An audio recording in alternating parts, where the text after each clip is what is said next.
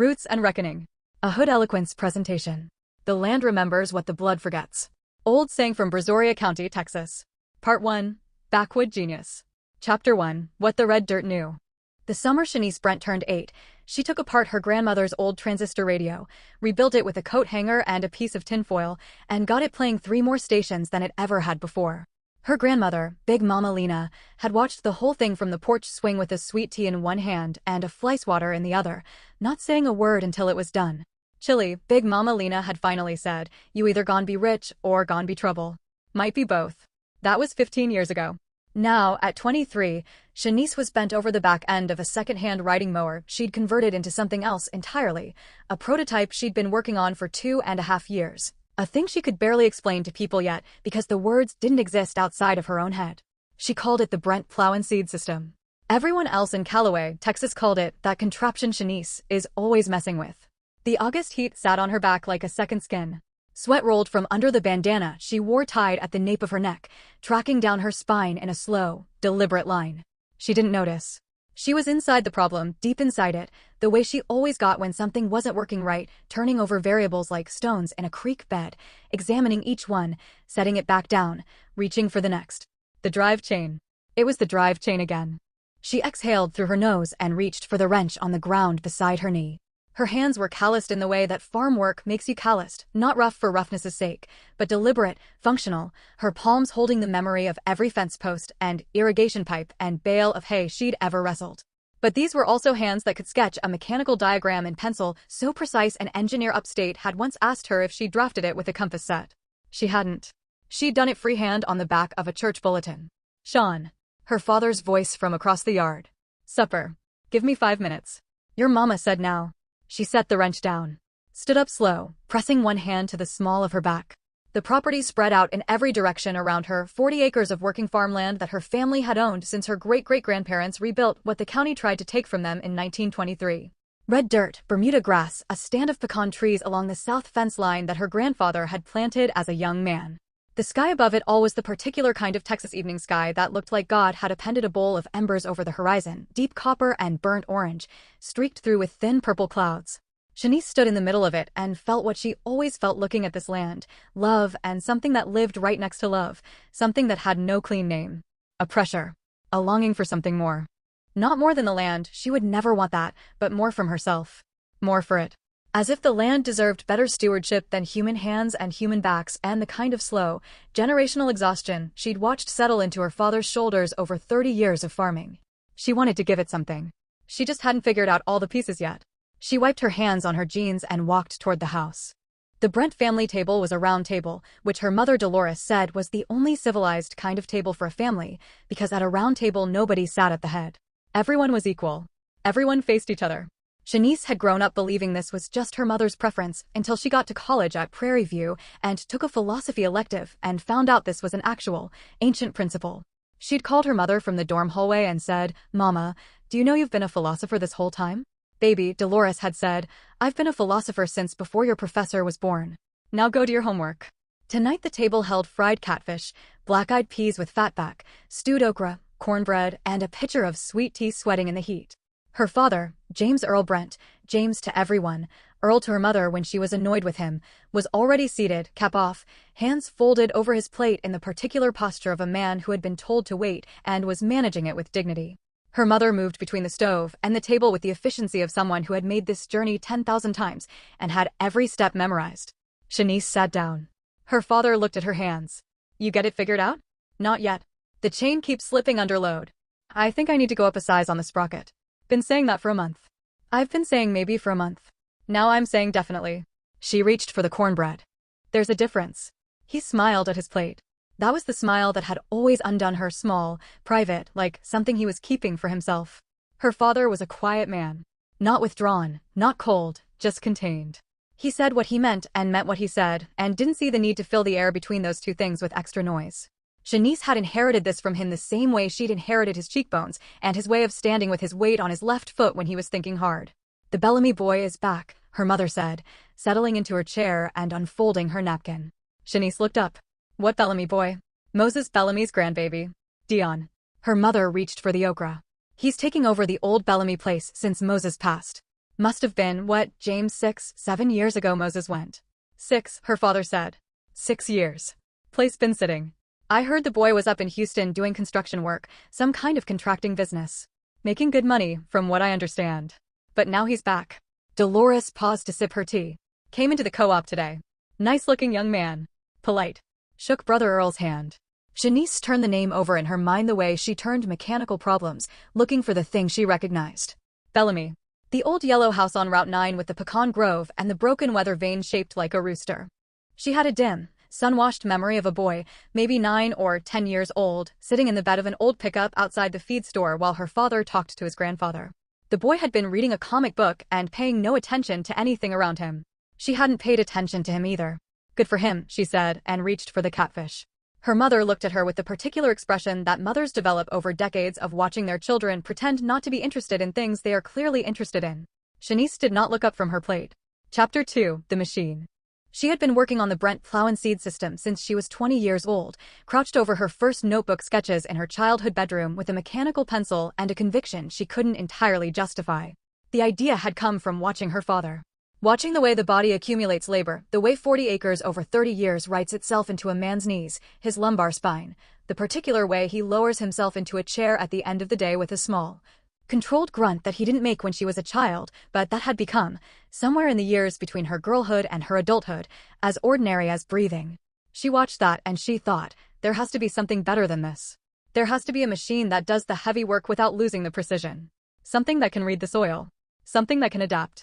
She had no engineering degree. She had 2 years of community college and 1 year at Prairie View before her mother's health pulled her back home. What she had instead was a mind that was constitutionally incapable of accepting that something was impossible without first taking it apart to see what it was made of.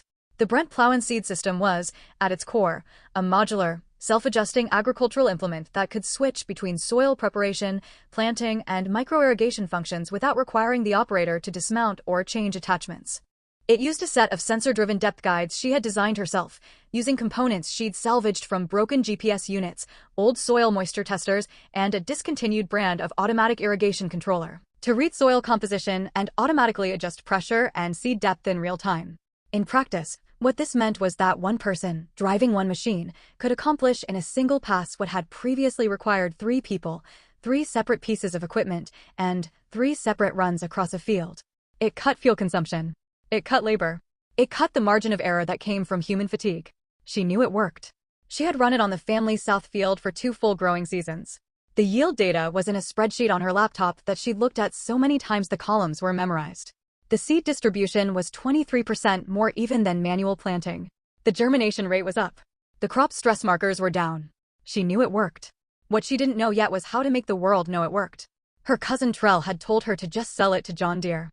Put some money in your pocket and be done with it, he'd said, leaning against the fence post with his thumbs hooked in his belt loops, looking at the machine the way he looked at most things Shanice built, with a combination of amusement and something she had learned, over the years, to recognize as envy wearing the costume of skepticism. I'm not selling it to John Deere, she'd said. Why not? They'd probably give you. I said no, Trell. He'd shrugged and pushed off the fence post. Suit yourself. Ain't nobody in Calloway got the money to buy something like that anyway. What Shanice had not said, because she was still working out whether she believed it fully enough to say it out loud, was this: she didn't want to sell the machine. She wanted to manufacture it. She wanted to own the process from patent to product. She wanted to build the kind of wealth that didn't just pay one generation's bills, but funded the next generation's possibilities. She wanted to do what her family's land had been trying to do since 1923 and kept getting interrupted, accumulate, protect, pass on. She just needed a patent attorney. And she needed money she didn't have.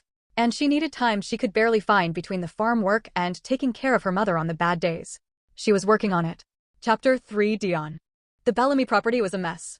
Deon Cole stood in the middle of what had once been his grandfather's pride, 120 acres of East Texas bottomland with a working pecan orchard, a catfish pond, and a farmhouse his grandfather had rebuilt with his own hands in 1971, and tried to feel something other than the specific kind of grief that comes not from loss, but from witnessing what loss does to a place over 6 years of absence. The orchard needed serious work. The catfish pond had gone shallow from neglect. The farmhouse roof had developed a leak over the back bedroom that had, by the look of the staining, been operating without intervention for at least 2 seasons. The fence line on the east side had buckled in 3 places. The equipment barn had a rafter that had come loose from its beam and was now held in a precarious arrangement by nothing more than habit and the goodwill of the surrounding wood. He stood in the August heat and made a list in his head. This was how Deon processed everything, not in feelings first, but in assessments. What is the damage? What are the priorities? What can be salvaged? What needs to be replaced? And what is the most efficient sequence of repair? He had learned this from his grandfather Moses, who had taught him that panic was just assessment without a plan, and that a plan was just panic with direction. He had refined it in 10 years of construction work in Houston, where he'd built a small contracting business from a used F-150 and a reputation for showing up on time and leaving a job site cleaner than he'd found it. He was 31 years old. He had a truck, a business, savings that he hadn't told anyone about because where he came from people had complicated feelings about other people having savings. And now he had 120 acres of inherited land that needed about 6 months of concentrated work before it would be functional again. He had wanted to come back. That was the thing he hadn't been able to explain to his Houston friends when he'd announced he was leaving, that the pull wasn't obligation, wasn't duty in the grim, joyless sense. It was something older than that. Something he'd felt every time he drove back to Calloway for a funeral or a holiday. When the highway changed from 4 lanes to 2 and the pine trees closed in on either side and the air got thicker and softer and smelled like earth and the particular green of things growing without anyone's permission. He had wanted to come home. He just hadn't expected home to need this much drywall. He'd been in Calloway 3 days when he went to the co-op for supplies and heard the name Brent.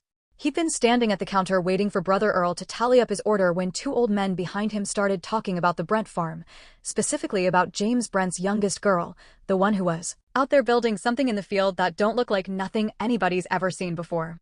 What kind of something? The other man asked. Some kind of plowing machine. Or planting machine. Or both. Earl's daughter-in-law said she talked to Dolores Brent about it, and Dolores said the girl's been working on it for years. Says it works too. A pause. Smart girl, that one. Always was. Deon had turned this over on the drive back to the Bellamy property, one arm out the window in the heat. He had a memory, more an impression than a memory, really, of the Brent farm from a visit as a child. A girl about his age sitting in the dirt beside the barn with what looked like an old clock spread out around her in pieces, examining each component with a focused intensity that had made her look, even at 8 or 9 years old, like she was somewhere else entirely. Somewhere inside the problem. He hadn't spoken to her. He'd been with his grandfather, and the adults had done the talking while the kids existed in that parallel register that children inhabit at adult gatherings, present in body, elsewhere in attention. But he remembered her hands. The deliberate way she'd picked up each piece of that clock. He turned his truck onto the Bellamy Road and let the memory settle. Part 2, First Contact. Chapter 4, The Fence Line. The Bellamy property shared a fence line with the Brent farm along the north boundary, about a 1/4 mile of old cedar post and barbed wire that had been the informal border between the 2 families for as long as anyone could remember. Shanice had walked it 100 times without thinking about it, the way you stop seeing the furniture in a room you've lived in long enough. She saw it now. She was out at first light with the survey stakes she needed to mark the irrigation line she was planning along the north field, and she noticed immediately that 3 of the old Bellamy fence posts had been pulled and were lying in the grass, with fresh cedar posts stacked beside the holes, ready to go in. Someone had started the job and hadn't finished it yet. The new wood was pale against the red dirt, almost blonde in the early morning light. She stood at the fence line and looked across to the Bellamy property. The place looked different than it had the last time she'd paid attention, which she admitted to herself, honestly, had been a while. There was activity over there. She could see it in the small signs, a tarp over the old wood pile that hadn't been there before, fresh tire tracks in the dirt near the equipment barn. A new section of roof on the back of the house that stood out from the weathered shingles in the same way the new fence posts stood out from the old ones. Moses Bellamy's grandbaby was home, apparently. She pulled her attention back to her own survey stakes and got to work. She was 40 minutes into the job, moving along the line with her measuring tape, when she heard the truck. It came down the Bellamy side of the fence, a dark green F-150 that was a few years old but had been kept like it was new, moving slow through the grass. It stopped about 20 yards away. The driver got out. Shanice straightened and looked. He was tall, not performing tall, just naturally big in the way of men who work with their bodies and have never had cause to hunch themselves small. Dark-skinned, with a build that was broad across the shoulders and tapered in a way that suggested the work that had made it. He was wearing jeans and a faded gray t-shirt and work boots with the laces double-knotted, and he had a set of fence pliers in one hand and a level in the other, and he was looking at her with a kind of open, unhurried attention that Shanice was not entirely prepared for at 6:30 in the morning. "Morning," he said. His voice was East Texas, deep, with the particular cadence that came from growing up in a place where nobody talked fast because there was nowhere urgent to be. Morning, she said back. A pause. The birds were doing the early morning thing in the pecan trees. A crow called somewhere in the distance. You're Shanice Brent, he said. It wasn't a question. I am. She tilted her head. And you're Moses Bellamy's grandson. Deon Cole. He nodded in the direction of the fence posts on the ground. I'm about to put those back in. Didn't want to leave the line down. Appreciate that. She gestured at her stakes. I'm running an irrigation survey. Won't bother your side. You good if I work while you work? She considered him for a moment. The level in his hand. The easy, undemanding quality of the question. Something about the way he stood that was neither intrusive nor withdrawn, just present, like a good tool. Go ahead, she said. They worked in parallel for the better part of an hour, separated by the fence line, close enough to hear each other's movements, far enough to be in their own thoughts. Shanice found herself aware of him in the peripheral way she was aware of things that were new in a familiar landscape, a new tree down, a new structure built, something that changed the shape of the air. She didn't stare. She kept her eyes on her work. But she noticed. He moved efficiently. No wasted motion, no hesitation. He set those fence posts like a man who had done it before and expected to do it again, and had made his peace with that. When one post went in crooked, he pulled it without drama, adjusted, reset it, checked the level. There was something almost meditative about it. She had to respect the craft, even if she wouldn't say so out loud. He spoke first when they were each finishing up, both moving toward the point where their respective tasks had arrived at the fence corner at roughly the same time. The machine over there, he said, nodding toward the south end of the Brent property where the prototype was visible under its canvas cover. That yours? It is. What does it do? She studied him. Most people asked that question the way you'd ask what a child's drawing was supposed to be, with polite, performative curiosity. He asked it the way she asked it when she was looking at something mechanical she hadn't seen before. Genuine. Specific. It plows and plants in a single pass, she said. Self-adjusts for soil depth. I built in a micro-irrigation function too, but I'm still dialing that in. He was quiet for a moment, looking toward the covered machine. What's the depth adjustment mechanism? Shanice blinked. Nobody had ever asked that. Sensor array, she said slowly. I adapted some soil moisture readers, combined them with a pressure feedback system. The plow head responds to resistance in real time. He nodded, like this was an entirely normal thing to be told at 6:45 in the morning across a fence line. Smart, he said. And then, without making it a big thing, you patent it yet? Working on it. You need a patent attorney. There's a woman in Houston, her name is Reeves, Candace Reeves, who does agricultural IP. I used her when I patented a load distribution system for a foundation rig I designed. She's good. He set the fence pliers on the tailgate of his truck. Tell her Moses Bellamy's grandson sent you. Shanice stared at him. He looked back at her with no particular expression on his face, just that same open, unhurried attention. Like he'd said a plain thing, because it was a plain thing, and he didn't see the need to dress it up. I appreciate that, she said finally. Don't mention it. He picked up the fence pliers. Good luck with the irrigation survey. He got back in the truck and drove along his side of the fence line, back toward the Bellamy house. Shanice stood at the corner post for a long moment after the truck disappeared. Well, she thought. Chapter 5, What They Had in Common. The co-op served as Calloway's informal town square, community board, and gossip infrastructure all in one building. You could not go there for a bag of fertilizer without coming out knowing who'd had a baby, who'd lost a job, who'd gotten themselves into something they shouldn't have, and who was back in town after a long absence. It was, Shanice had always thought, both the most efficient and the most inefficient possible system of information exchange. Efficient because everyone got the news. Inefficient because the news was filtered through approximately 9 layers of interpretation before it reached you. She ran into Deon Cole there on a Thursday afternoon, both of them reaching for the same brand of hydraulic fluid at the same moment, their hands arriving at the shelf at almost exactly the same time. They both stopped. Go ahead, he said. I need to, she said. Take the other one. He did. They stood there for a moment in the aisle with the particular mild awkwardness of two people who are not awkward around each other, but are aware that this is unusual, that they have no real established protocol for existing in each other's vicinity. And they're both noticing this at the same time. You get that sprocket situation figured out? He asked. She looked at him sideways. I mentioned that? At the fence line.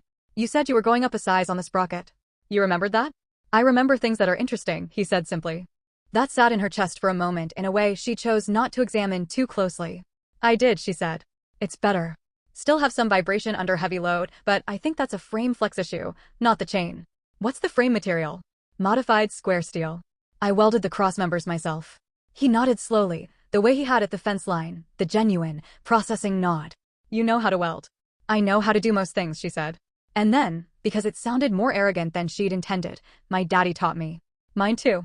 Something moved across his face, a warmth, and, under it, a shadow of the thing that men wear when they've lost someone and still haven't entirely put the weight of it down. My grandfather, actually.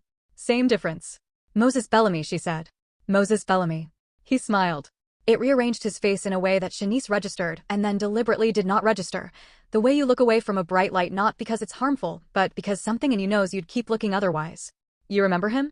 Came to our place a few times when I was little. He and my daddy were friendly. Good man from what I remember. The best, Deon said. Taught me everything I know about working with my hands. And about doing it right. He used to say. He paused, and she saw him deciding whether to say the next thing, and deciding yes. He used to say, anything worth doing is worth doing like your name is on it. Shanice was quiet for a moment. Then, my daddy says, if you do a thing halfway you've done nothing. You've just made more work. Same thing, Deon said. Same thing, she agreed. They stood there in the hydraulic fluid aisle of the Calloway Co-op with their respective bottles, and the late afternoon light coming in through the dirty windows, and doing the particular thing that late afternoon light does when it catches dust in the air and turns it gold. And something settled between them that wasn't quite friendship yet, and wasn't quite anything else either, but was recognizable as the beginning of something. Shanice picked up her bottle. I'm going to call that attorney, she said. Good. He picked up his. Let me know how it goes. Why would I do that? Not unfriendly. Genuinely curious. He shrugged, and she could see him deciding something. Because I'd like to know, he said. And I don't think you'd mention it if you weren't comfortable with me knowing. She looked at him for a long moment. I'll let you know how it goes, she said. Chapter 6, The Weight of What You Build.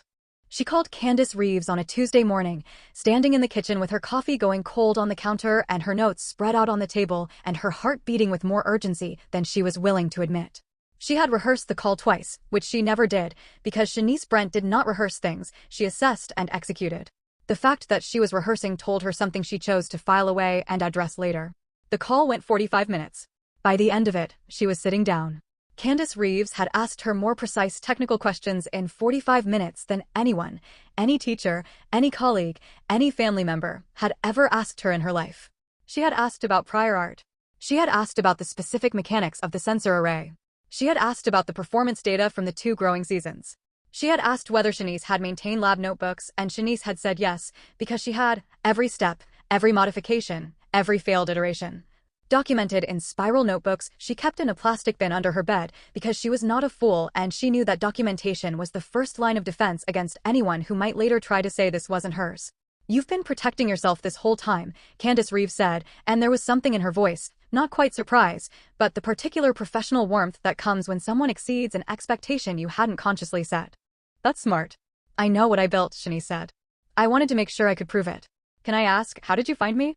A neighbor. Deon Cole. He said Moses Bellamy's grandson sent you. A pause. Moses Bellamy, yes, I remember the family. Good man. Another pause, briefer. Mr. Cole is a client of mine. He said he might be passing along a referral. I didn't expect it this quickly. I don't do things slowly when I've made a decision, Shanice said. I can see that. She could hear the smile in the attorney's voice. Ms. Brent, I'd like to schedule a full consultation. I think what you've described has real merit. The combination of functions you've built into a single implement, particularly the real-time soil feedback mechanism, that's potentially very significant. There may be multiple patentable elements here. After she hung up, Shanice sat at the kitchen table for a long time with the cold coffee in front of her and the morning coming through the window and something happening in her chest that she had no good word for. It was not triumph. It was too fragile for triumph, too early. It was more like the feeling of a seed after the ground has been prepared, not yet growing but held. Potential that was still potential but had found its conditions. She thought about her father's hands. His knees. The small controlled grunt when he sat down at the end of a long day. She thought, this is for you. Even if you don't know it yet. She picked up her phone. She did not think about why she was doing it. She texted Deon Cole. Called Reeves. Setting up a full consult. Thank you. His reply came back in 4 minutes. I knew it was worth calling. She looked at that message longer than she should have. Then she set the phone down and went to check on her mother. Part 3, What the Land Holds. Chapter 7, The Will. James Earl Brent had his first heart attack on a Wednesday in September, while Shanice was in Houston meeting with Candace Reeves for the full consultation.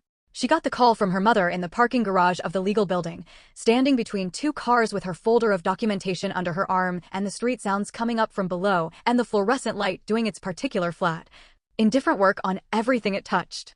Dolores's voice was steady in the way it went steady when she was managing something enormous and could not afford to drop it. He's stable, her mother said. They got to him fast. But Sean, it was his heart, baby. It was serious. Shanice drove back to Calloway in 3 hours and 20 minutes, which was faster than the drive out had been. She did not remember most of it. She was running the assessment in her head, what the damage was, what the priorities were, what could be salvaged, and the mechanism that usually gave her comfort was not giving her comfort, because this was her father. And her father was not a mechanical system, and the variables were not in her control, and that was the specific, particular terror of it. He was in the hospital for 4 days. On the 3rd day, propped up in the hospital bed with the monitors beeping their quiet arithmetic behind him and the afternoon light coming through the half-closed blinds, he told her about the land. There's more of it, he said. She looked up from the book she'd been pretending to read. More land, she said. 412 acres. His voice was measured, careful, as though he'd been saving the sentence for a specific moment and had decided this was it. My granddaddy, your great-great-granddaddy, he bought it in pieces over 30 years. Most of it's timberland, some bottomland along the creek that runs behind the Henley property. Nobody's worked it in my lifetime. He paused. I put it in the will. Left it to you. She set the book down entirely. Daddy, why didn't you? Because you weren't ready. No apology in it. Just the plain fact of it. And because I needed to make sure it went to the right person. Your brother is a good man, but he don't want land. He wants a future somewhere that's not here, and that's his right. Your sister, he paused. Tamika is going to be upset. I need you to be ready for that. How upset? His expression told her. Very upset, she said. Her and Earl both, he said, meaning his brother, her Uncle Earl, who was 70 yards and a world away from her father in terms of every value that mattered. I've known this was coming since before you built that machine. The land was always going to go to who could use it best. Earl's children have been waiting on what they think they're owed since your granddaddy passed. They've been waiting longer than they know. Shanice was quiet for a long time. The monitor beeped. The light through the blinds made slow stripes on the floor. Daddy, she said finally. Are you telling me this now because? I'm telling you now because you need to be prepared. Not because I'm going anywhere. His voice was firm. Then, softer, I'm telling you now because I'm proud of you, Sean. I've been watching you build that thing for 3 years, and I never said it enough. What you're doing is, he paused, and she saw the effort in it, the particular difficulty that quiet men have in the direct expression of feeling. It's bigger than you know. The machine and the land together. That's generational. That's the thing your great-great-granddaddy was trying to build when they kept stopping him. You might be the one who finishes it. Shanice pressed her lips together. Nodded once. That was all she could do. If she tried to say anything, she was going to lose the composure she was holding together with both hands, and she would not do that here, in front of him, when he needed her to be the steady thing. She reached over and put her hand over his. He turned his hand over and held it. Chapter 8, The Gathering Storm. The family meeting happened 3 weeks after her father came home from the hospital. Shanice had not called it. She'd received a text from her Aunt Bernice, Earl's wife, the family's unofficial communications director, that said simply, family meeting. Sunday, 2 o'clock. At Earl's. No question mark. The kind of text that operated as both invitation and summons. She showed up. Earl's house was bigger than it needed to be in the specific way that houses get big when their owners have built their self-image around the appearance of having more than their neighbors. It had 4 bedrooms for 2 people, a formal dining room that was used 3 times a year, and a riding mower that Shanice noted, with the automatic assessment she applied to all mechanical equipment, was being stored incorrectly and would have corrosion in the carburetor by spring. The living room held 14 people. She counted as she walked in. Her Aunt Bernice, her Uncle Earl, their 3 adult children, Marcus, Devonta, and Tamika, her own sister. 2 of Marcus's cousins through his wife's side who had no particular business here but had been included because Earl believed in the power of numbers. Her own mother Dolores, sitting upright in an armchair with the expression of a woman who was present under protest. 2 of the older generation, Big Mama Lena's sister Aunt Cora, 91 years old and still sharp, and Cora's son Robert, who was 67 and mostly just did what Cora told him. Her father was not there. He was home. He was not supposed to be driving yet. This was not accidental. Shanice, Earl said from his recliner. He had the particular posture of a man who has arranged a situation in his own favor and wants everyone to know it. Glad you could make it. Earl, she said back. She sat down next to her mother. Dolores put one hand briefly on her knee, there and gone, just a touch, just presence. The meeting was, in its basic structure, a performance. Earl had his grievances arranged like furniture, moved into position to fill the room, to make it difficult to navigate without acknowledging them. He talked about legacy. He talked about fairness. He talked about what your granddaddy would have wanted, which Shanice noted he deployed without any apparent awareness that he had no actual evidence for what her granddaddy would have wanted. because her granddaddy had not left a will that mentioned Earl's household in any distribution of the older property. What Earl wanted, stripped of the rhetoric, was the 400 acres. Her sister Tamika sat across the room looking at her with an expression that Shanice had been seeing on her sister's face for 20 years, complicated in ways that Tamika herself could not fully articulate, threaded through with love and competition and a long-standing frustration at what Tamika experienced as Shanice's relentless ability to be better at things without appearing to try.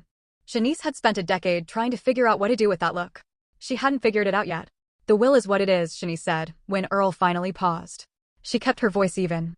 Flat in the way that was not cold, just structural, a foundation, not a wall. Daddy made his decisions. That's his right. His decisions affect this whole family, Earl said. The land has been in this family for 100 years. Nobody made a move on it for 100 years. Now that there's something happening with it. What's happening with it? Tamika asked. Her voice was sharper than Earl's. More personal. Shanice looked at her sister. Chose the truth, because she always chose the truth even when it made things harder. I'm applying for patents on the machine. I need land to operate it at scale. If I can prove the commercial potential, which I can, I already have the data, the machine will generate licensing revenue. Real revenue. The kind that could benefit this whole family if we approach it right. Silence. Could benefit this whole family, Earl repeated slowly. Yes. So you're saying we should what, trust you? Wait while you do your little experiment and see if anything comes of it. I'm saying the land is mine now, and I have a plan for it that could make all of us better off. If you want to be part of that, I'm open to it. If you want to spend the next 6 months in a lawyer's office trying to contest a clean will, that's money out of everyone's pocket. She paused. Including yours. Earl's jaw tightened. Aunt Cora, who had said nothing up to this point, spoke from her chair by the window. Her voice was old, but it was not small. Earl, she said, sit down. The girl is right, and you know it. Earl looked at his 91-year-old relative with the expression of a man who is losing an argument and knows it and has not yet decided how to lose it gracefully. Cora. I said sit down. She turned her gaze to Shanice. It was a gaze that had seen things, a century's worth of things, accumulated and organized behind 2 dark, clear eyes. You got a plan, Chili. Don't let them slow you down. And don't let them in until they're ready to lift. Shanice held the old woman's gaze. Nodded once. Outside the window, somewhere in the direction of the Bellamy property, she heard a truck. Part 4, Building and Burning. Chapter 9, What Hands Know. It started with the tractor. Her father's old utility tractor, a workhorse John Deere that was older than Shanice and had been maintained with the devotion that farmers reserve for equipment they cannot afford to replace, developed an electrical fault in October. A short somewhere in the wiring harness, showing up as a mysterious intermittent failure in the starter. Her father, still on modified activity per the doctor's orders, had looked at it for 20 minutes and announced that his eyes and his hands didn't agree with each other yet, which was the closest James Earl Brent would come to saying his body was still recovering. Shanice had spent 2 hours on it and located the fault, but fixing it required someone with longer arms than she had to reach the connection behind the firewall. She was lying on her back under the tractor thinking about who she could call when she heard truck tires on the drive. She heard the truck door. Footsteps. Under there. Deon's voice. Under here, she confirmed. He crouched down and looked under the tractor at her. She looked back at him from the ground, her hair escaping the bandana, grease on her forearm, a flashlight in one hand. Your mama called my mama, he said. My mama called me. Shanice closed her eyes briefly. The Mother Communications Network of Calloway, Texas, operating since approximately 1952, 100% reliable, 0% respect for personal privacy. I didn't ask her to do that, she said. I know. But here I am. He looked at the tractor with the same focused, assessing attention he brought to everything mechanical. What are we dealing with? Wiring fault behind the firewall. I can see it, I just can't reach it. Hands too small. He was quiet for a moment. Then, you want me under there with you, or you want to direct from out here?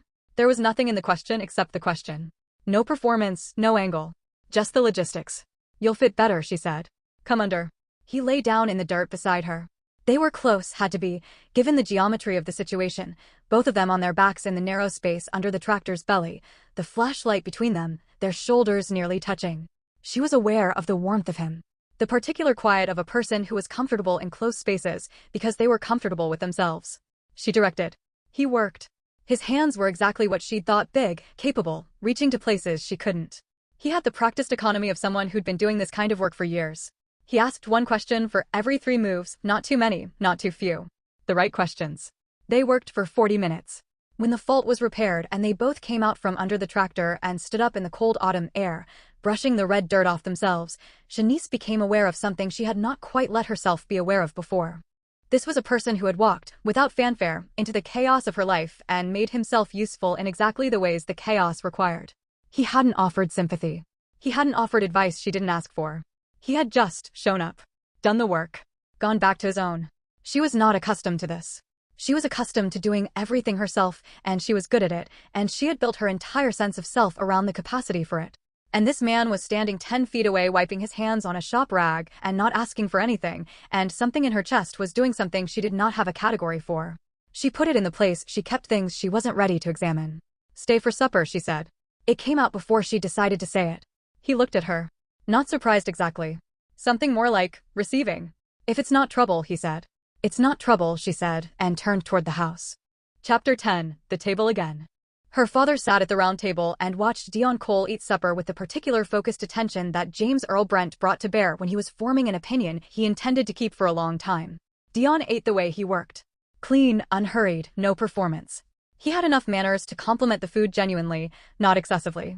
He asked her father 2 questions about the property, practical questions about the South Creek and the drainage situation, and listened to the answers with visible attention. And then asked one follow-up question that told her father clearly that he'd actually heard the answer to the first question. Shanice watched her father's face.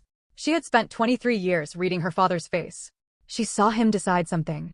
Her mother was easier to read.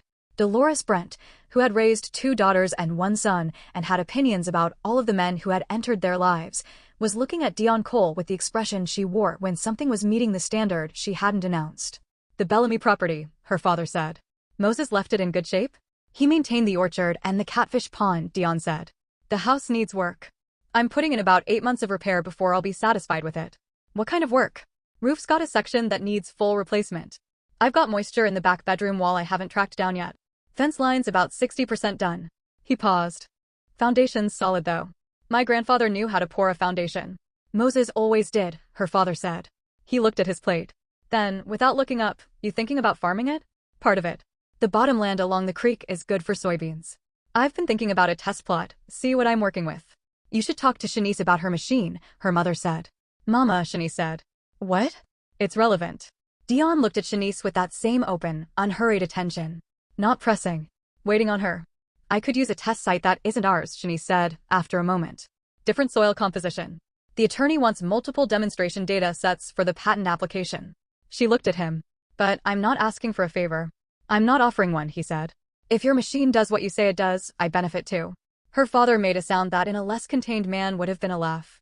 "Smart boy," he said, to no one in particular. Under the table, Shanice's hand rested on her knee, and she was absolutely not thinking about anything. She was just sitting at a round table where everyone faced each other, and no one sat at the head, having supper with her parents and Moses Bellamy's grandson, and it was just supper. It was only supper. She was a very good liar when she needed to be, she reflected. The problem was she'd never been able to lie to herself. Chapter 11, November. The first snow in Calloway was not a real snow, it never was, this far south, this early in the year. It was more of an intention. A dusting that came in the night and made the red dirt white for approximately 4 hours before the morning warmed and the red dirt reclaimed itself. Shanice woke to it at 5:30 and stood on the back porch in her coat and socks and watched the fields in the blue dark before dawn, the white ground doing its brief, temporary work. She heard the truck before she saw it. Deon's green F-150 coming up the Brent Drive slow, headlights cutting through the dark, which was unusual enough that she stood up straighter and felt the small involuntary alertness that comes when something familiar arrives outside of its expected context. He got out and saw her on the porch and stopped. "The Reeves woman called me," he said. "Last night. She said she'd been trying to reach you. Her phone had died. She'd forgotten to charge it." She pressed one hand to her forehead. "What did she say?" "She said you need to come to Houston this week. She's had a preliminary response from the USPTO, and she wants to walk you through it in person." He paused. "She said it's good news." Shanice stood very still. Good news. She'd been waiting on this for 4 months. She'd made herself stop expecting it because expectation was a luxury she couldn't afford in a process this long and this uncertain and this dependent on institutional mechanisms over which she had no control. She'd done the work, filed the documentation, answered every question Candace Reeves put to her, and then she'd put it in the part of her mind marked things I've done, everything I can about, and let it sit. Good news. She sat down on the porch steps. Deon came up the walk and sat down beside her. Not close enough to press against her, but close enough that the warmth of him was real and present in the cold morning air. "Hey," he said quietly. "I'm fine," she said. "I know. I didn't say you weren't." They sat there in the almost dark with the dusting of snow on the fields and the sky going from black to dark blue and the world doing its daily work of becoming itself again. "I've been working on this since I was 20 years old," she said. Not to him specifically. Just out into the air, because it needed to be said somewhere outside of her own head. "I know," he said. 3 years. More than 3 years if you count the years before I started documenting. "I know. My father," she stopped. "Started again. If this goes through the way she thinks it might, I could, the licensing revenue alone." She stopped again, because the math was making her breath shorter, and she needed to stay on solid ground, not get ahead of the thing. "It could change everything." "It could," he said. "No inflation. No false comfort. Just agreement with the real thing." She turned her head and looked at him. This close, in the early morning light, she could see the texture of his face, the particular quality of attention he brought to bearing witness to other people, which was not passive, was never passive with him, was an active thing. A form of presence she'd never encountered in another person in quite this arrangement. Like he understood that sometimes being with someone meant being still and not filling the space with anything except yourself. Her throat did something. Her chest. "Thank you," she said. "For coming over here." "Of course," he said. Like there had never been another option. The sky was going gold at the edges now. The snow was already losing its hold on the red dirt, the earth beneath warming and reasserting. "Go charge your phone," he said. "Call Reeves." She laughed, a real one, small and sudden and surprised out of her. He smiled at it, that private smile that rearranged his face. She stood up, looked down at him still sitting on the step in the cold, easy as anything, like a man who had been here 100 times before. "Come back for supper," she said. Something moved across his face.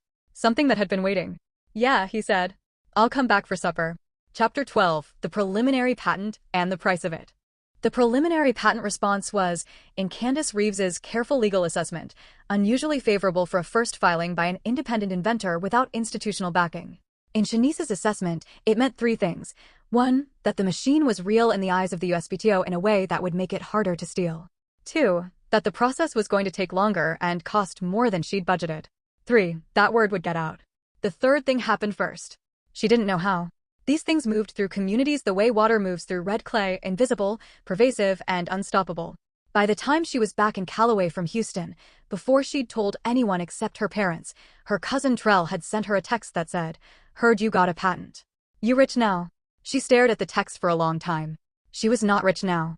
She was in the early stages of a provisional patent application that would take 12 to 18 months to resolve, during which time she needed to maintain the farm, care for her parents, continue developing the machine, build the demonstration data Candace needed, and somehow locate the funding to do all of this without selling what she was trying to protect.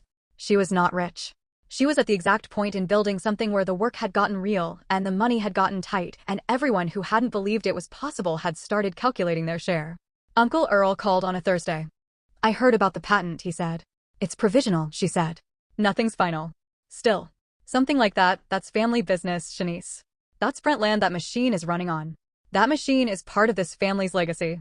She stood in the kitchen with the phone pressed to her ear and very deliberately did not say what she was thinking, which was, "You did not think it was family business when I was in the field at midnight testing it. You did not think it was family business when I was soldering in the barn at 2 in the morning. It became family business the moment there was potential money in it." She knew this. She had known this was coming. She had been preparing for it. "Earl," she said, "when I have something to share with the family, I'll share it. Right now I have a provisional filing and a lot of work still to do. I just think." "I heard you," she said. "Take care, Earl." She hung up and sat down at the table and put her hands flat on the surface and breathed. This was the part nobody told you about. Not the invention, not the building, not even the institutional machinery of getting it recognized. This was the other machinery, the social one, the family one, the way that the act of building something can threaten the people around you who haven't been able to build, who have spent years not building, who have constructed their sense of self around the belief that not building was a condition of the world rather than a choice, and who feel your building as an indictment even when you never intended it that way. She understood it. Understanding it didn't make it easier. What it did was clarify the terms of the thing. You can't fix what other people won't let you fix. You can only build what you can build and be as honest as possible about who it's for. It's for all of us, she thought. If you'd let it be. She got up and went back to work. Part 5, What Falls and What Holds. Chapter 13, The Second Loss. Dolores Brent died in February, 6 months after the heart attack that had not killed James Earl Brent, in the quiet way that the people who survive the emergency sometimes go, not in crisis, but in the aftermath of it. The body having used everything it had in reserve and found itself at the end of that reserve. She died on a Tuesday morning in her own bed, in the house she had shared with her husband for 35 years. Shanice was with her. She sat with her mother's hand in hers until the hand went still, and then for a while after that, in the particular silence that falls over a room when the person who has been the center of its gravity is no longer there. The room looked the same. The curtains her mother had chosen, the photographs on the dresser, the slight unevenness in the floor near the window that creaked when you stepped on it. All of it exactly the same as it had been 5 minutes ago, and nothing the same at all. She did not cry in the room. She did not cry in the hallway. She went to the porch, and she sat on the step, and she put her face in her hands, and she let it come. She heard the truck. She didn't look up. She heard him come up the walk, heard him sit down beside her. Not close enough to crowd. Close enough to be real. He didn't say anything. He just put his hand over hers where it rested on the step, and he stayed there. She leaned against him. Not planned, not performed, just the body's knowledge of where warmth was. Her shoulder against his arm. His arm, after a moment, around her shoulders. She turned her face into his chest, and she cried the way grief makes you cry when you've been holding it, not quietly, not with any kind of elegance, and he held her with both arms, and he said nothing, which was exactly right, which was the only right thing there was. When she'd come through the worst of it, she sat up and wiped her face with the sleeve of her sweatshirt and breathed. She knew, Shanice said. Her voice came out rough. About the machine. About what it could be. She knew, and she was proud. She stopped. I just wanted her to see it finished. She saw the beginning, Deon said. That's more than nothing. Shanice thought about that. About her mother watching her work, all those years. About the hand on her knee at the family meeting. About the way Dolores had set a plate for Deon at supper that first night without asking, without making any announcement, just setting the plate like it was already decided, because her mother always knew things before they were official. She liked you, Shanice said. I know, he said. She told me. Shanice looked at him. Last month, he said. When I came to help your daddy with the south fence. She came out to where I was working and she said, Deon Cole, you're a good man, and my daughter is worth the patience it takes. He paused. I told her she didn't have to worry about that. Shanice was quiet for a long time, looking at the fields. The February cold was working on everything, the grass flat and pale, the pecan trees bare, the sky the color of old pewter. But the red dirt was still there under all of it, the particular red of this county, this land, this place. She was right, she said finally. About the patience. I know that too, he said. She looked at him. He looked back. Something that had been building since August, since a fence line in the early morning, since a hydraulic fluid aisle and a tractor and a porch step in the snow, something that had been accumulating in the particular way of things that don't announce themselves. Just keep arriving until one day you look up and the landscape has changed and you are somewhere you have not been before. She reached up and put her hand against his face. He turned his face slightly into her palm. Closed his eyes for just a moment. Shanice, he said. Her name in his voice. Just her name. I know, she said. Not today. Not today, he agreed. He kept his arm around her shoulders. She leaned back against him. They sat on the porch of her mother's house in the February cold, and they stayed there until her father needed her, and she got up and went in, and he sat on the step a while longer, keeping watch over the yard. Chapter 14, Trell. The first act of actual sabotage happened in March. She found it when she went to the barn at 6 in the morning for the third consecutive day of demonstration testing. Deon had the Bellamy bottomland ready.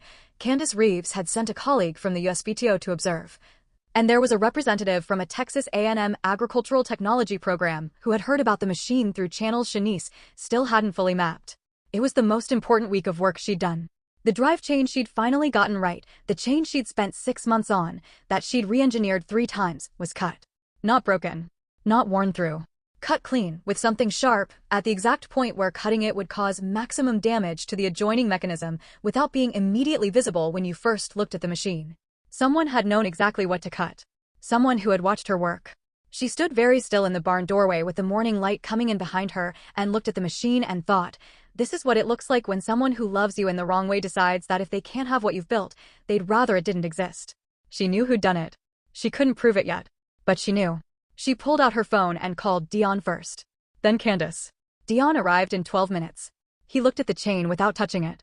Then he looked at her. You know who, he said. Not a question. I know who, she said. Okay.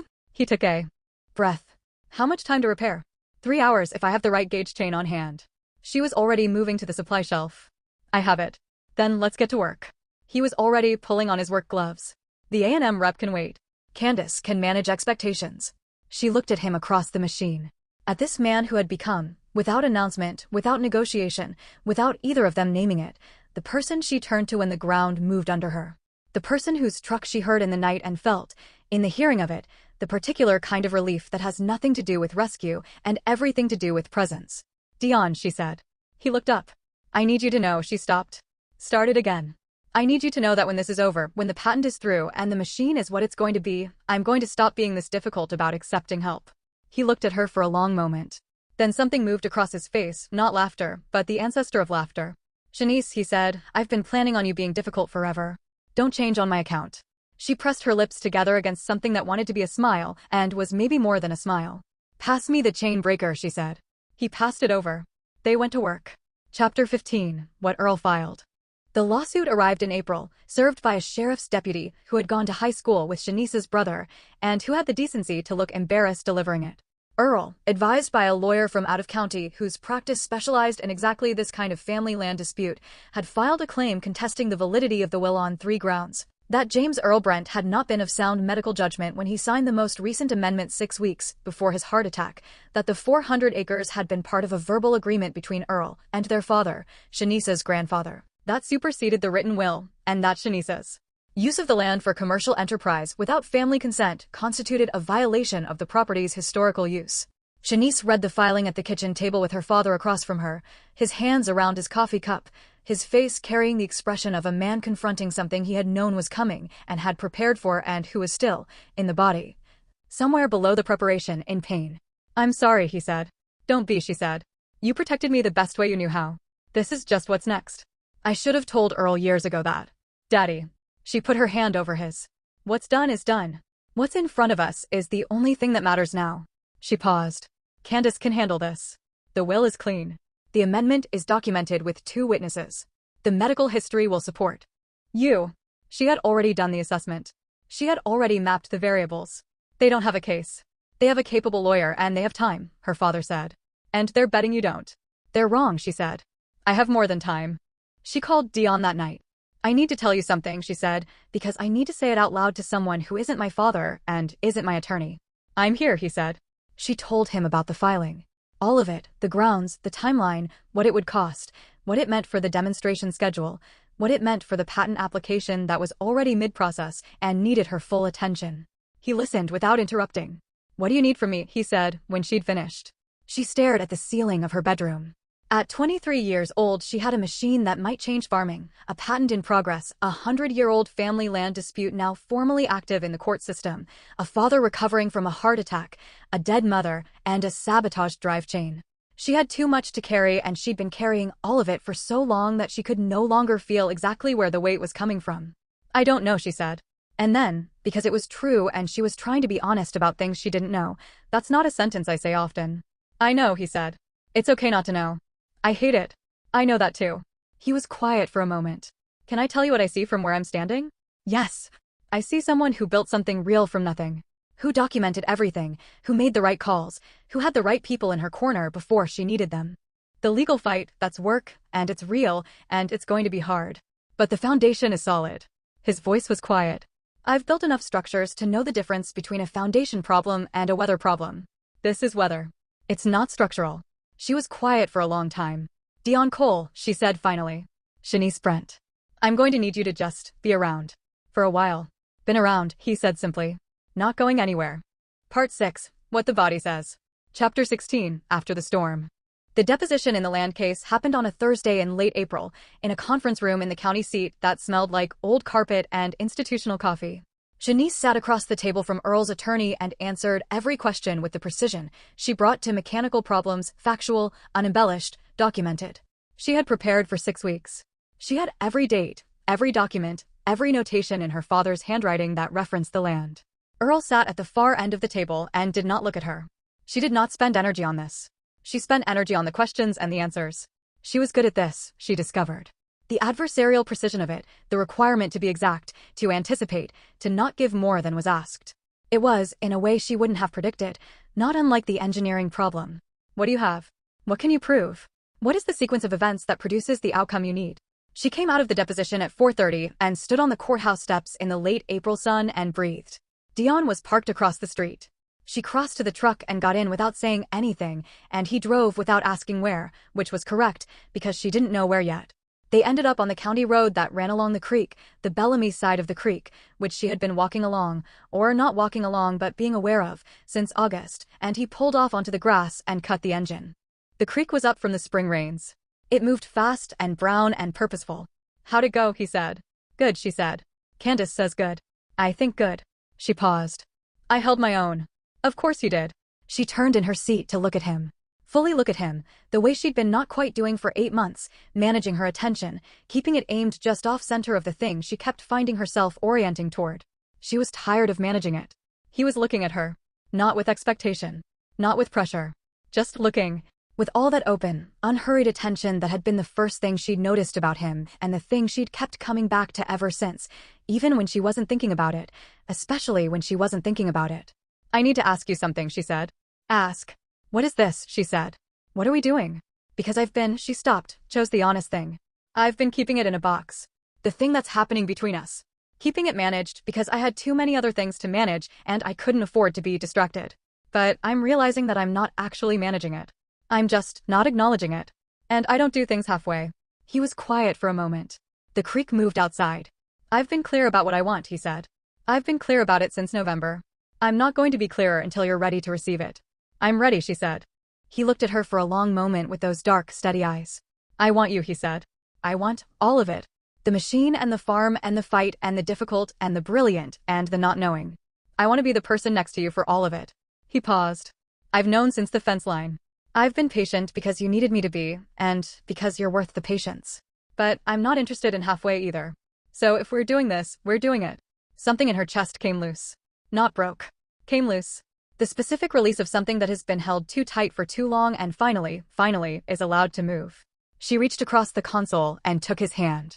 He turned his hand over and held hers, the way he'd held it on the step after her mother died, and the way she'd taken it on the step after her father's hospital room, both of them building a vocabulary of touch in small, incremental sentences that were now, she realized, long enough to be a language. "Okay," she said. "Okay," he said back. He lifted her hand and pressed his lips to the back of it, just that, not more, a punctuation mark on the thing they'd said, and they sat by the creek for a while as the sun went west and the spring evening came in. And this time neither of them was keeping anything in a box. Chapter 17, First Love Scene. It was a Friday night in May, the week after the preliminary ruling in the land case came down in her favor, the week after the A&M agricultural technology representative called Candace Reeves to formally request a licensing conversation. The week after Shanice Brent had spent approximately 7 consecutive days at maximum emotional and professional output, and she was sitting on her porch at 9 o'clock at night with a glass of sweet tea and the particular exhaustion that comes not from being defeated but from winning hard. Deon's truck came up the drive. He got out and came up the porch steps and sat down beside her without ceremony. "Good week," he said. "Good week," she agreed. He looked at her. She looked at him. 8 months of gravity. "Come inside," she said. He stood and offered her his hand. She took it and rose. Inside, the house was quiet. Her father was at her aunt's for the weekend, a standing arrangement Shanice had not engineered but had noted. The kitchen light was on. Everything else was evening shadow. At the threshold of the living room, she turned to face him. He was watching her with the same attention he brought to everything that mattered, focused, present, fully there. No performance in it. He reached up and tucked a loose piece of her hair back, his thumb tracing the edge of her face slowly, and she felt the warmth of that touch from her cheekbone straight down through the center of her. "Sean," he said. "I know," she said. He kissed her. It was not a tentative kiss, not the first contact politeness of people still negotiating. It was the kiss of two people who had been in conversation for 8 months and had finally arrived at the chapter the language had been building toward. His hand came up to cup her face. Her hands found the front of his shirt. The sweetness of it and the depth of it were not in conflict, both true, both present, both real. She pulled back just far enough to look at him. "We're doing this," she said. Half statement, half the last edge of the question. "We're doing this," he said. No question at all. She took his hand and led him down the hall. Later, she would think about the difference between what she'd imagined, in the carefully managed moments when she'd let herself imagine anything, and what was actual. The imagination had been neat, controlled, as imaginations are when you are a person who manages things. The actual was not neat. It was warm and specific and full of the small, unplanned details that make a thing real, The way he said her name, once, just before, like she was still new information worth noting. The particular quality of his hands, which had carried so much labor and held that labor lightly. The way she discovered that she was someone who could be undone by being fully seen, and that being undone was not loss. She had built things her whole life. She had never quite understood that the body, too, is a kind of architecture. That two people, given enough honesty and enough time, build something between them that neither could have built alone. She lay beside him afterward and listened to his breathing and the sound of the May night outside, the tree frogs, the creek, the wind in the pecans, and she thought, this is a thing I will not put in a box. She turned her head and looked at him. He was already looking at her. What? She said. Nothing, he said. I'm glad I came back. She felt her throat do the thing it did sometimes, the thing she didn't have full control over. Me too, she said. He pulled her closer and she let him, and outside the May night did its patient, ongoing work. Part 7. Generational. Chapter 18. The Hearing. The formal hearing on the will contest was set for June. Candace Reeves had spent 2 months building the case with the methodical thoroughness of a person who understood that her client's future was in the documentation, and that documentation was something Shanice Brent had been doing since she was 20 years old. They walked into the courthouse on a Tuesday morning, Shanice and her father and Candace Reeves, and they were met on the steps by Deon Cole and Aunt Cora and Cora's son Robert, who was 67 and mostly did what Cora told him. Shanice looked at Cora. I have been in this county my whole life, Cora said by way of explanation, her voice carrying the absolute authority of 91 years of opinions formed and held and acted on without apology. I watched this land get built. I watched it almost get taken. I am not about to sit at home while Earl tries to finish the job. She looked at Deon. You. Helped James up the steps. Deon helped her father up the steps. Shanice fell into step beside Cora. You ready, Chili? The old woman asked. Yes, ma'am, Shanice said. Good. Keep your voice even. Make them ask you the second question. The first question is always the setup. The second one is where the case gets won or lost. How do you know that? Cora looked at her with those clear, ancient eyes. I was married to a lawyer for 43 years. I know plenty. She paused. Now, let's go take care of your business. The hearing lasted 6 hours. Shanice was on the stand for 90 minutes of that. She answered every question with the precision she'd trained for, the flat, factual, documented precision of someone who had been preparing to tell the truth about this her whole life. She had the notebooks. She had the soil data. She had the demonstration records from the Bellamy bottomland. She had 2 years of growing season data. She had her father's testimony, careful and quiet and unanswerable. Earl's attorney tried the verbal agreement claim twice, from 2 different angles. Both times, Candace Reeves met it with documentation. There was no verbal agreement on record. There was no witness. There was no evidence of anything except the stated desire of a man to receive something he felt he was owed without having done the work to earn it. At 4 o'clock in the afternoon, the judge ruled. The will stood. The land was hers. She sat in the courthouse parking lot in Candace's car, and she did not cry. She had cried a lot in the last year, and she had used the allotment she had for this specific thing. What she felt instead was the particular feeling she associated with a mechanical system when all the components finally work in sequence. Clean, that's the word for it. Something that had been grinding suddenly running smooth. Her father found her there. He got in the passenger side and sat with her. Mama would've, he started. I know, she said. I thought about her the whole time. He put his arm around her in the cramped front seat of Candace's car in a courthouse parking lot in June, and she leaned against him the way she had as a little girl, before the weight of wanting more had settled in her. Before the machine and the patent and all of it. Just his daughter. Just his. I'm proud of you, he said. I know I don't say it enough. You say it enough, she said. You just say it in your own language. She lifted her head. I learned to listen for it. Chapter 19. The Second Love Scene. The night after the hearing, Deon made dinner. This was the first time he'd cooked at her house. He'd eaten there many times, but the kitchen had been her mother's domain, and then, after her mother, it had been the place Shanice didn't quite know what to do with yet, too full of the familiar and the absent. She'd been eating simply and without pleasure for months. She came home to the smell of it. She stood in the doorway of her own kitchen and watched him moving between the stove and the counter with that same economical efficiency he brought to everything, not performing domesticity, just doing it. The same way he set fence posts or repaired wiring or held the space around a grieving woman on a porch. He had made short ribs and rice and something with collard greens that smelled like it had taken most of the afternoon. He heard her and turned. Sit down, he said. I'm fine. I know you're fine. Sit down anyway. She sat down at the round table. He brought the food. He sat across from her, and she looked at the food and she looked at him, and something moved through her, comprehensive and certain, and not at all what she'd expected love to feel like, which was to say it felt nothing like a feeling and everything like a fact. The kind of fact you've known for a long time, but only just let yourself look at directly. Deon, she said. Eat first, he said. Whatever you're about to say will still be true after the short ribs. She laughed. Real and sudden and surprised out of her, the way it always was with him. They ate. Afterward, she washed the dishes and he dried them, standing side by side at the sink in the June evening with the window open and the tree frogs doing their thing and her father long since turned in for the night. It was, she thought, the most ordinary thing. The most entirely ordinary thing, and it was one of the best things she had ever felt. She handed him the last dish. Their hands touched in the passing. Neither of them moved away. She turned to face him, leaning back against the counter. He set the dish down and turned to face her. That thing you were about to say, he said quietly. Yeah, she said. Say it. She looked at him. At the whole of him, the broad, steady presence, the hands that knew how to work and how to hold, the face that looked at her like she was a thing worth knowing, a problem worth solving, a person worth staying for. The man who had walked along a fence line one August morning and asked the one question nobody had ever asked her. I love you, she said. That's the thing.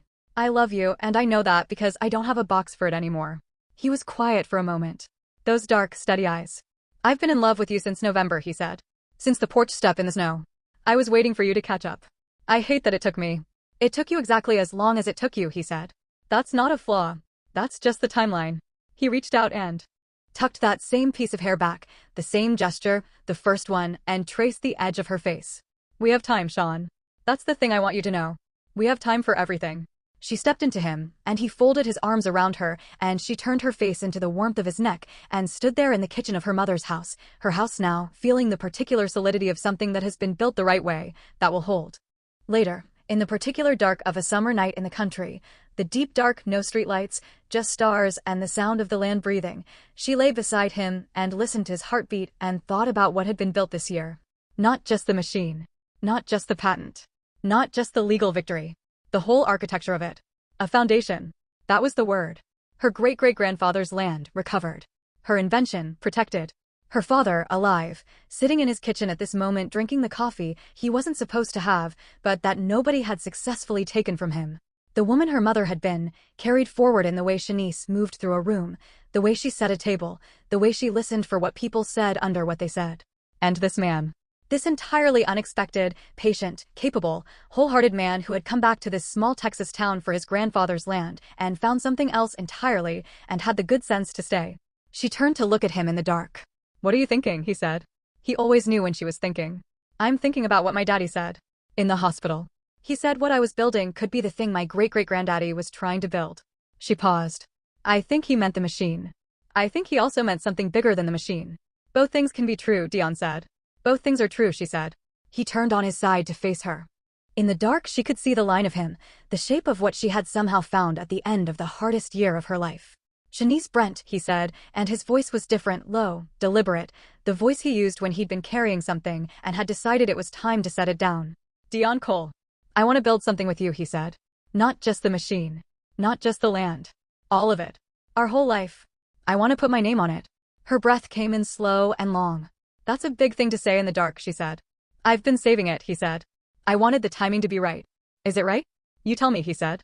She looked at him for a long time in the summer dark, with the stars outside and the land outside, and all the years that had brought both of them to this particular room in this particular county in this particular life. Yes, she said. Chapter 20, The Crab and the Barrel. Trell came to her in August.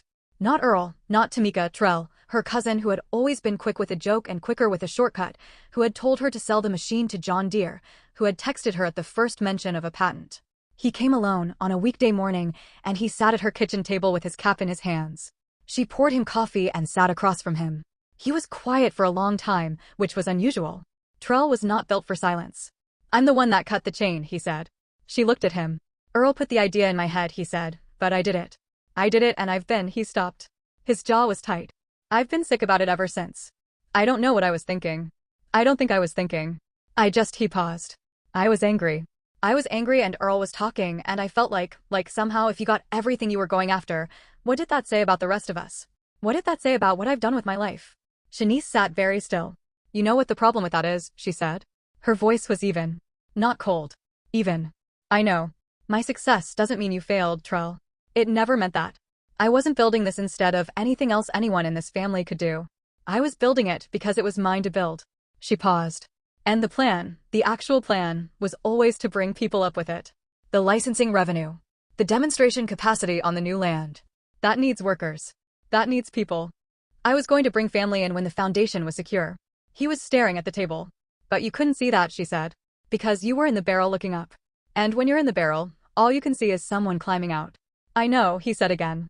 It came out raw. You could have asked me, she said. You could have said, Sean, what does this mean for us? Is there a place in this for me? And I would have said yes. Because the answer was always yes. He looked up. His eyes were red at the edges. I'm sorry, he said. I'm sorry for what I did. I know it don't fix anything. It fixes some things, she said. Not all of them. But some. She looked at him, this cousin who had grown up beside her, who had heard the same lessons from the same people and taken different things from them. I'm not going to go backward on you, Trell. That's not who I am. But I need you to understand what you almost cost us. Not just me. All of us. I understand, he said. Do you understand that the land and the machine together at full operation, that's employment. That's wages. That's benefit to this community. Earl doesn't see it because Earl can't see past what he didn't get. But you're not Earl. She paused. You're not Earl. He was quiet for a long moment. Outside, she could hear Deon's truck in the yard. He was running the machine through its second-generation testing run today, the upgraded version she'd finished building in June. What do I do now? Trell asked. You stay honest, she said. You do what you're actually good at, and I know what you're good at, Trell. I've known since we were kids, and you let people help you the way you wouldn't let me. You stop calling one person getting ahead of loss for everybody else. She picked up her coffee cup. And you go out there and apologize to Deon Cole, because I told him and he's been civilized about it, but I know him and he's waiting on you to say something. Trell made a face that was not quite a smile but contained one. He's scary when he's waiting, he asked. He's calm when he's waiting, she said. Which is somehow worse. Trell laughed, a real one. And she heard her childhood in it, the easy shared laughter of cousins who grew up eating at the same tables. Okay, he said. He stood up. Put his cap back on. Okay, Sean. She watched him go out the back door into the yard, watched him cross toward where Deon was running the machine, watched him stop and say something. Watched Deon look at him for a long moment and then nod once and turn back to his work. Watched Trell pick up a wrench and start helping without being asked. She sat at her mother's round table, at the table where everybody faced each other and nobody sat at the head, and she finished her coffee. Chapter 21, The Patent, Full. The Brent plow-and-seed system received its full patent in October, 14 months after the provisional filing. Candace Reeves called at 8:30 in the morning and Shanice took the call standing in the barn with grease on her hands and Deon beside her doing something to the secondary sensor array and her father in his lawn chair outside the barn door in the autumn sun because he had decided that doctor-ordered limited activity was compatible with watching from a lawn chair and nobody had the heart to challenge this interpretation. It's through, Candace said. All 3 primary claims and 2 of the secondary. This is yours, Shanice. She stood in the barn and felt it move through her, the whole timeline of it, from the first sketch in the childhood bedroom to this moment, every failed iteration and successful one. Every night she'd worked past midnight and every morning she'd started before dawn, and every time someone had told her it was too much, it was too complicated. It was too much for one person from a small town without the right credentials, or the right connections, or the right everything. She felt her mother. Not a vision, not a supernatural thing, just the specific presence of someone who has loved you so thoroughly that they persist in you even after they're gone, the way the shape of a hand stays in the thing it built. Thank you, she said to Candace. For everything. Thank you for being prepared, Candace said warmly. I just carried the documentation. You built the case. She hung up. Deon had stopped working. He was looking at her. Her father had gotten up from the lawn chair. It's through, she said. Her father put his hand over his mouth. Closed his eyes for a moment. Open them. Baby girl, he said. She crossed the barn and hugged him. He held on with both arms, this quiet, contained man who had spent 30 years putting everything he had into this land and this family, and she felt the whole weight of his love, which was enormous, and which he had always shown in the work and the presence and now, today, in the way he held on. When she straightened up, Deon was there. He held out his hand. She took it. He pulled her in and held her against him and pressed his lips to the top of her head. Told you, he said quietly. You told me, she said. Was I right? You were right. Going to write that down, he said. She laughed, her face against his chest. Her father laughed beside them. Outside, the Texas October was doing its particular thing, the heat finally breaking, the air finally clean and cool, the pecan trees along the south fence line her grandfather had planted going gold at the edges, the light on the red dirt something between copper and amber, the whole county lit up in the specific colors of a place that knows its own beauty and doesn't require you to tell it. She was 23 years old. She had a patent. She had 412 acres. She had her father. She had the man who had come home to his grandfather's land and found something he hadn't expected. She had everything her great-great-grandfather had been building toward in 1923 before they stopped him, and she had the machine to carry it forward, and she had the documentation to protect it, and she had the round table and the knowledge of who sat at it. She had enough. She had more than enough. She was just getting started. Epilogue: the following spring. The demonstration at Texas A&M happened in April.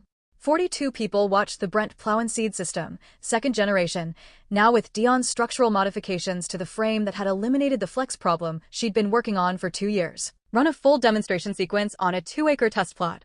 A professor from the agricultural engineering department stood beside Shanice during the run and asked her questions she answered without notes, because the answers were inside her, had always been inside her, had been building since she was 8 years old with a transistor radio and a conviction she couldn't entirely justify. 3 licensing inquiries came in within a week. Candace Reeves handled them with the methodical thoroughness Shanice had come to rely on. Trell was in the field crew. He had turned out to be, as Shanice had always known, genuinely good at operating the machine, patient, attentive to the sensor feedback, willing to do the thing correctly rather than the thing quickly. He was also good at teaching other people to operate it, which was more useful still. Earl did not come. She had not expected him to. She had not invited him, and she had not closed the door. The door remained what it had always been, open to anyone willing to lift instead of weigh. Her father came. He sat in a folding chair at the edge of the field and watched his daughter's machine do the thing she'd told him it would do since she was 20 years old, and his face held an expression that Shanice caught in a glance from across the field and then had to look away from, because it was the fullest thing she'd ever seen on another person's face, and she was trying to stay professional for 42 witnesses. Deon stood beside her during the run. Not in front. Beside. His shoulder against hers, his attention on the machine, both of them watching the thing they'd spent a year building the conditions for move across the red Texas earth, doing exactly what it was designed to do. "You happy?" he said. She thought about it. The way she always thought about things, turning it over, examining each component. "Yes," she said. "I'm happy." "Good." She glanced at him. He was still watching the machine, and there was something on his face, that private smile, the one that rearranged everything. "What?" she said. "I'm going to ask you something tonight," he said. She looked back at the machine running clean and even across the plot. "I know," she said. "You ready?" The machine turned at the end of the row. Came back perfect. "I've been ready," she said. The land remembers what the blood forgets. And sometimes, if you stay and do the work, the blood remembers too. The end. Hood Eloquence. Where the streets meet the literature. Don't forget to like and subscribe.